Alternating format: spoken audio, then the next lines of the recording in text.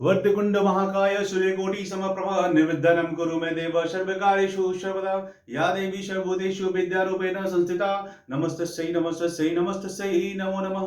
जी हाँ, जो भी लर्नर्स हैं मैं उनको एक ही आग्रह करना चाहूंगा कि अपने जीवन में मात्र एक नियम, सूर्योदय से पहले स्नान। किसी भी जाति धर्म मजहब से आप क्यों ना हो, सूर्योदय से पहले स्नान करना शुरू कर दे, पूरा दिन आपका रूटीनाइज हो जाएगा। गारंटी है मेरी, आप करके तो देखिए।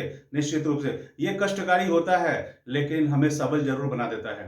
चलिए इन्हीं बातों के साथ माता सरस्वती को याद करते हुए उनका यह आज पावन दिन को श्रद्धा सुमन अर्पित करते हुए आज की कक्षा को मैं आगाज करता हूं और आप सभी को सहृदय वंदन करता हूं।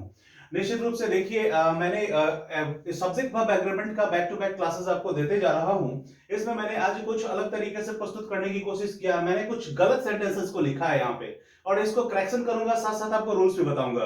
ध्यान में आप लोग पूरा देखने की कोशिश करेंगे। मैं ज्यादा देर का वीडियो बनाता हूँ, बच्चे देखते नहीं है। Let come to the point.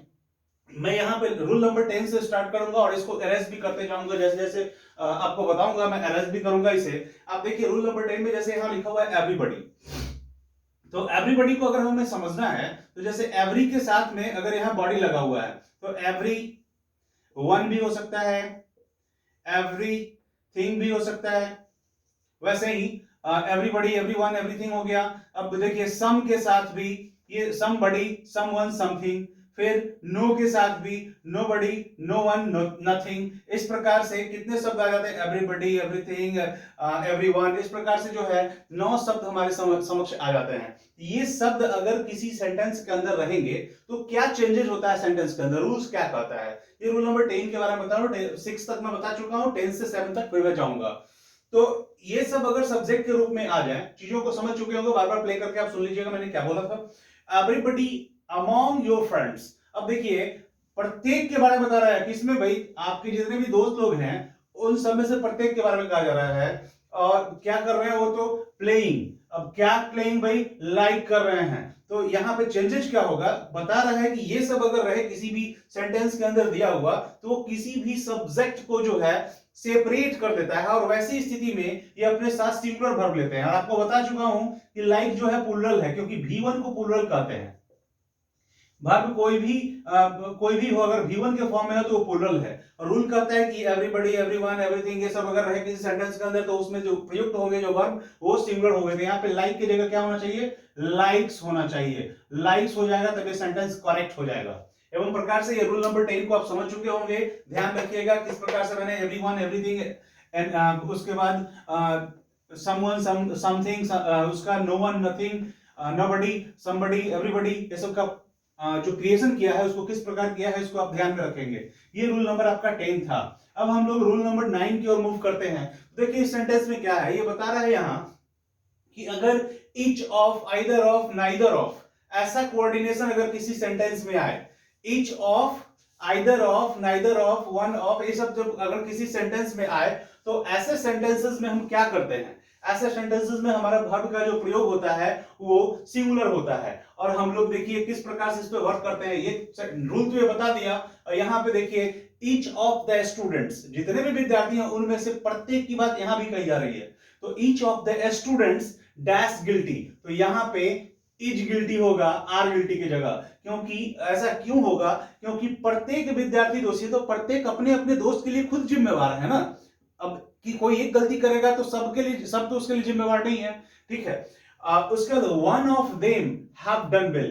अब बहुत सारे लोग हैं, देम जो बता रहा है दे देम, दे का जो है ऑब्जेक्टिव केस में आता है वन ऑफ देम, यानी उन लोगों में से कोई एक जो है उसके बारे में बोला जा रहा है। तो यहाँ पे हैव की जगह जो है यहाँ पे हैज का प्रयोग होगा, क्योंकि एक रहेगा तो सिंगुलर फॉर्म हम देंगे। रूल भी बता रहा है each of either of neither of one of, ये सब अगर किसी सेंटेंस में रहे तो हम उसमें सिंगुलर वर्ब का प्रयोग करते हैं। एवं प्रकार से रूल नंबर 9 फिनिश होता है। आप चीजों को बार बार प्ले करके देखेंगे, समझ में आएगा। मैं गलत, देखिए अधिगम की क्रिया ही होती है गलत से सही की ओर, यानी हमारे अंदर जो है पहले मतलब हम लोग कंफर्ट जोन ढूंढते हैं। लर्नर्स जो होते हैं वो हमेशा कंफर्ट जोन ढूंढते हैं कि कितना आराम से चीजें हमारी समझ में आ जाए, और उस दौरान वो गलती कर देते हैं। रूल नंबर 8 में देखिए क्या बताया जा रहा है, आई इनवाइटेड टू बॉय, देखिए सिंपल पास्ट का सेंटेंस है, सब्जेक्ट प्लस V2 आया है, उसके बाद यहाँ पे देखिए एडजेक्टिव है, यहाँ पे न्यूमेरल एडजेक्टिव का पार्ट होता है। अब जानते हैं 1 2 3 4 को क्या बोला जाता है, कार्डिनल न्यूमरल्स बोला जाता है, मैं एडजेक्टिव में तो प्रीवियस क्लासेस में बता भी चुका हूं। यहाँ पे देखिए फिर आगे बढ़ते हैं, यहाँ बताया जा रहा है क्या कि ऐसे सेंटेंसेस जिसमें कोऑर्डिनेशन नाइदर का यूज हो, नाइदर आइदर ये सब खुद सब्जेक्ट के रूप में आ जाए। तो देखिए बट के बाद एक सेंटेंस क्रिएट यहां हो रहा है, इसमें नाइदर जो है खुद अपने आप को एक सब्जेक्ट के रूप में ले आया है, एक सब्जेक्ट के रूप में ले आया है। तो जब ईच आइदर नाइदर ये सब खुद अपने आप को किसी सेंटेंस के अंदर सब्जेक्ट के रूप में ले आए, तो वैसी स्थिति में वर्ब जो होगा वो सिंगुलर होगा। तो यहाँ पे हैज का यूज होगा, प्रेजेंट परफेक्ट का कोऑर्डिनेशन वाला सेंटेंस बना रहा है, यहाँ पे हैव की जगह हैज का प्रयोग होगा, हैव का प्रयोग होना गलत होगा। एवं प्रकार से हम लोग यह ध्यान में रखेंगे, ईच एवरी आइदर नाइदर अगर खुद सब्जेक्ट बनकर के आ जाए तो हम उसको क्या करेंगे, उस पर सिंगुलर वर्ब का प्रयोग करेंगे।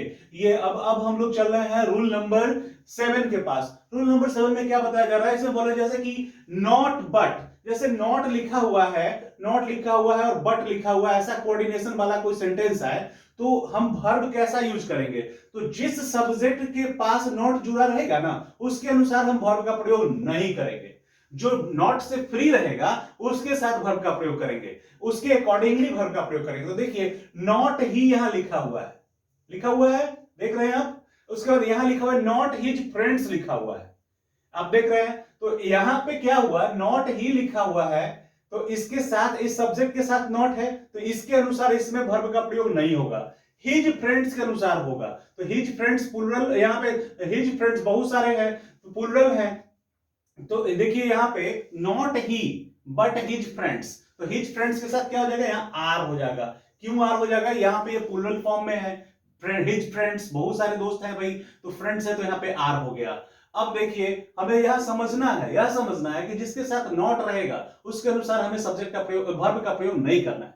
ही एंड नॉट हिज फ्रेंड्स, अब देखिए यहां फिर हिज फ्रेंड्स लिखा हुआ है लेकिन नॉट इसके साथ लगा हुआ है, तो हम इसके अनुसार न प्रयोग करके इसके अनुसार करेंगे। यहां ही है तो यहां पे इज हो जाएगा, he is guilty, not he and not his friends is guilty. अब इसको एक और तरीके से समझिए आप, देखिए बोलने से भी पता चल रहा है ही एंड नॉट हिज फ्रेंड्स। अब देखिए इससे पता चल रहा है यार कि उसके दोस्त लोग दोषी नहीं है, सिर्फ ही वह दोषी है ना। यहाँ पे नॉट ही मतलब वह दोषी नहीं है, but his friends are guilty, लेकिन उसके दोस्त लोग दोषी हैं। तो बहुत सारे दोस्त हैं तो आर लगेगा नहीं, और यहाँ पे एक अकेला वो खुद दोषी है इसीलिए इज लगेगा। तो ऐसे भी अगर हम इसका हिंदी करके समझते हैं, इसलिए तो मैं बताता भी हूँ कि किसी भी अनदर लैंग्वेज को अगर आप लर्न करने की कोशिश करते हैं तो आपकी मातृभाषा में उसकी जानकारी होना आपको एक बेहतर आयाम देता है। तो डियर गाइस, टुडे आज मैं इतनी बातों को जानकारी दिया, और आगे अगली क्लासेस में मैं और भी जानकारी दूंगा। हो सकता है ये क्लासेस लंबा जाए, बिकॉज पूरा ज्यादा बड़ा वीडियो बनाने पे आप लोग उसको देखते नहीं है, पूरा देखते नहीं है, इसलिए मैं छोटे छोटे रूल्स लेकर के और छोटे छोटे वीडियोस में लेकर के आऊंगा। Have a good day, bye bye.